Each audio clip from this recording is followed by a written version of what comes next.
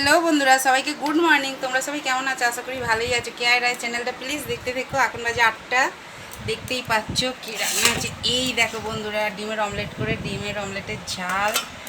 এখানে দেখো ভেন্ডি আলু ভাজি আছে বন্ধুরা। আর এখানে দেখো পেঁপে আলু বড়ি দিয়ে ছোলা দিয়ে ঘন্ট আছে, ঘি গরম মশলা দিয়ে। আর এখানে স্যালাড আছে বন্ধুরা। এখানে গরম ভাত আছে। ছেলের টিফিনের রুটি হয়ে গেছে।